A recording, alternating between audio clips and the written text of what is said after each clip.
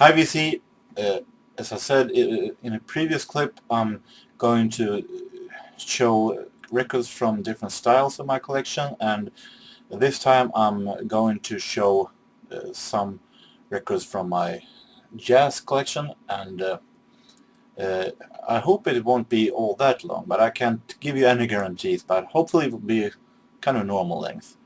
Let me start by telling you a little bit of how it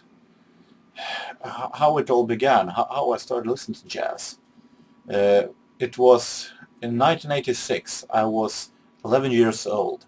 I was visiting a very good friend of mine, still is a very good friend of mine even to this day, and we were that evening doing some recordings on a tape. I was recording old TV themes on a cassette tape.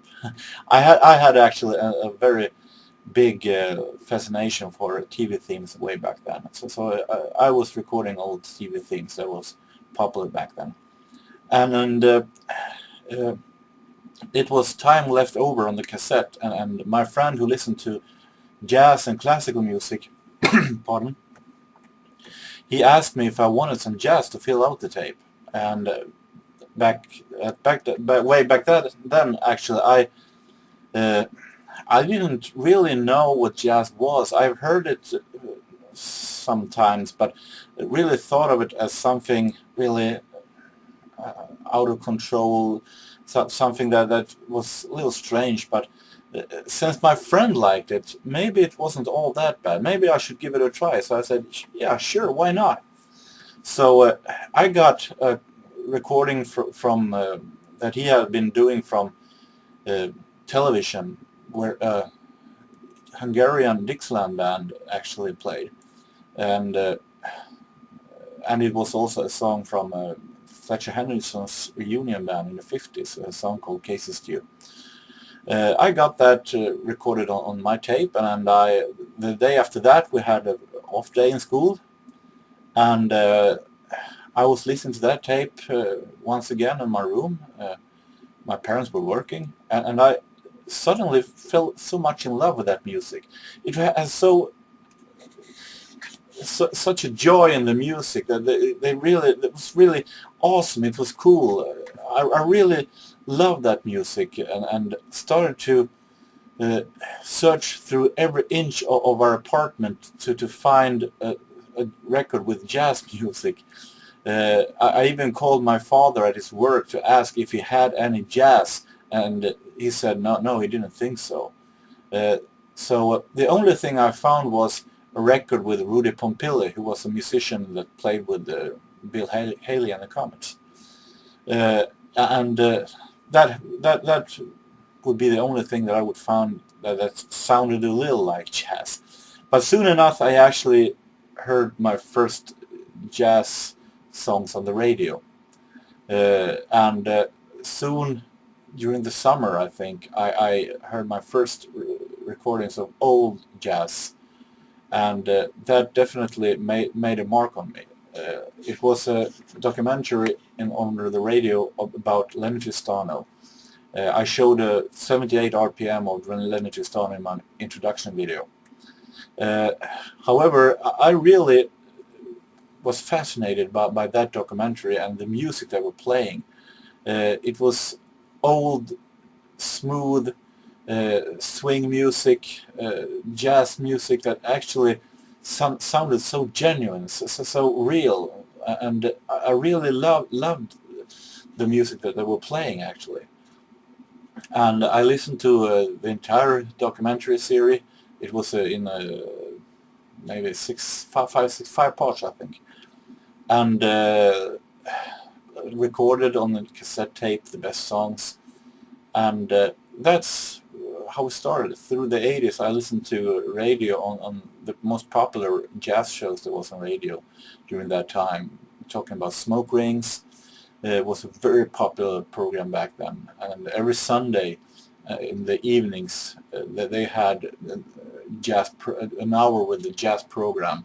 It was new programs. It was 4 programs that shared 1 week each. and I recorded from them all, and sometimes even the whole program. So I actually was a huge jazz fan in the 80s, as well as a pop fan. So that is how it started. And now I'm going to move forward, way forward in history, and until 2009, and I'm visiting Stockholm. For years I've been searching for that album, which actually they played in the documentary that I listened to have those songs on LP. Uh, and I went to a record store in Stockholm called Andra Jazz, Second Jazz in translation, that is on Rödabergsgatan in Stockholm. Fantastic, marvelous store, filled with just jazz records. And I began to look on the letter T for Tristano, and I actually was able to finally find it. The record I've been searching for since '86. And this is the Lost Sessions Earl Swoop Sextet 1945 featuring Leonard Tristano.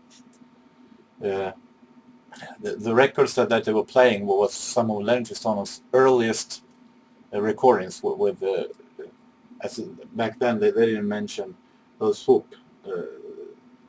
They mentioned Emmett Carl's sextet, but it is the same recordings.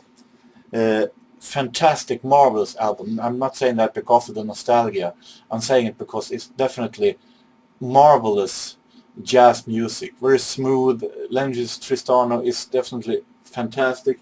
This is both with orchestra and with trio and with piano solo.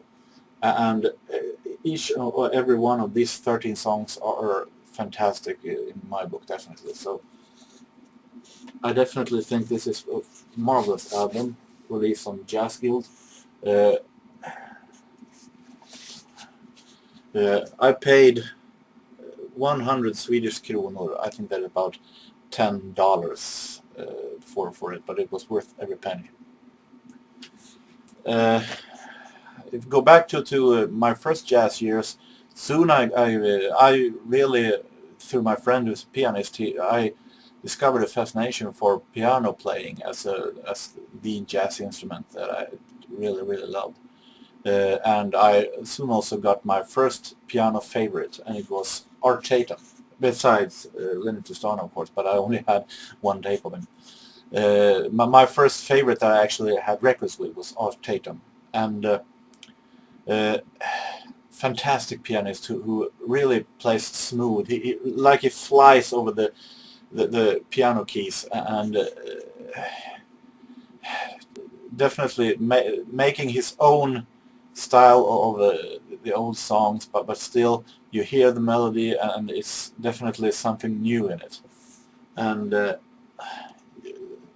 also the fact that, just like Leonard Tristano, he's also blind. And the first Art Tatum album I actually bought was on a record store that was in Sundsvall back then. I think it was Stulins.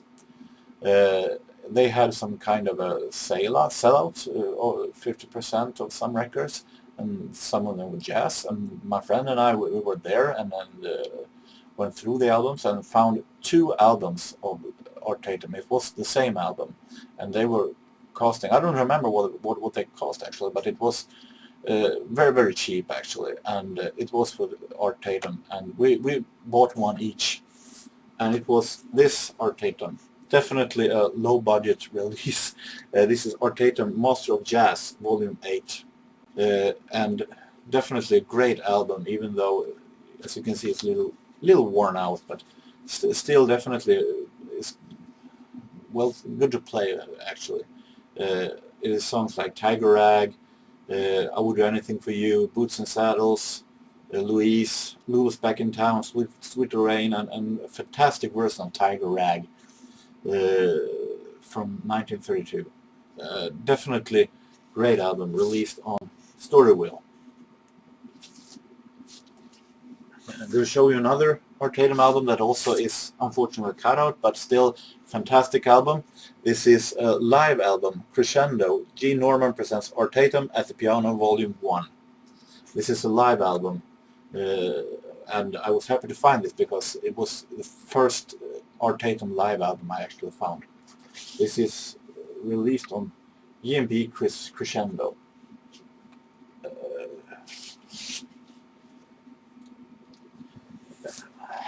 Moving on, I'm going to show you another of my early favorites.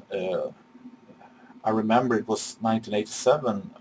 I listened very much to radio. That's how I actually got my inspiration of jazz when I was a kid. And this time actually it was a live show with Benny Goodman and his orchestra. Well, not orchestra, it was a little sextet, but it was with Benny Goodman from Stockholm in 1950. And I found that concert fantastic. It was definitely... I recorded every song, although as stupid as I was back then, I didn't actually record the entire program. I recorded one song each. I recorded one, put on the stop button, and then recorded the next song. I don't remember why I did it, but I did it anyway. And now I found the concert on CD also. But Benny Goodman became one of my early favorites, actually. He has a fantastic way to play the clarinet. He's a marvelous musician, actually. There are many great clarinetists in jazz music, but I don't think anyone is just as fantastic as Benny Goodman. He can play anything, all from big band to swing. He has also made some tryouts by playing classical music. It was okay, but maybe not his style really. But fantastic jazz musician. And the interesting thing here is I actually love those jazz stories from the past. I definitely like it, and this marvelous, beautiful genius that he actually was. Behind that, it was a kind of dictator. That actually it has many stories with Benny Goodman, actually. One that I actually I don't know if it's true or not, but I think they're true. It was a concert that he actually played in, and Wardell Gray were actually playing a tone wrong in the middle of a song on that concert, and he all of a sudden just stopped that concert, and he gave definitely the saxophonist his word of what he was thinking of, what he was playing, and sent him out of the concert. He just pointed to the exit and said, "Get out of here." And a little ashamed, he marched out, and Benny Goodman said, "Hey, you, I want that one." And he actually took the saxophone from him and said, "You get this back after the concert." Can you imagine that actually that feeling that Wardell Gray would actually have after that? To be treated like that in front of the entire audience. So definitely tough guy, Benny Goodman. Definitely tough guy, but as a musician, marvelous. And this one is definitely one of the best Benny Goodman records. This is the famous 1938 Carnegie Hall Jazz Concert. It was actually the first time that a jazz band was welcomed in such a fine concert hall as Carnegie Hall, and because the jazz music had a little what was treated like it was a little shameful, a little dirty, but now for the first time jazz music was welcomed in these kind of halls, and they were pretty nervous. I read they were very nervous in playing there, but then when actually the band was playing on some routine and didn't do anything special, Gene Krupa actually was feeling that this might turn out into a fiasco if you don't do anything special, and then he started to drum like hell on his drums just to waken the band up, and all of a sudden this concert, they actually realized now we're gonna do this thing, and we're gonna do it for real. And from that moment they actually made a marvelous concert. This is with both little band and with a big band also. A fantastic, marvelous concert, very, very legendary. From there I was also very fortunate to find this one. This one is definitely, if you look at it, it looks like it has been going through hell actually, but because its album sleeve is kind of broken. But actually this one is great music, and it's definitely a very unique release. Take a look at this. This is Benny Goodman and his orchestra, trio and quartet. This is Jazz Concert number 2. This is various jazz concert recordings from late 30s. And you can see here, spiral. And it's also very old release actually. This is a Philips. Doesn't look all that good, but definitely a recording that I'm cherish very high.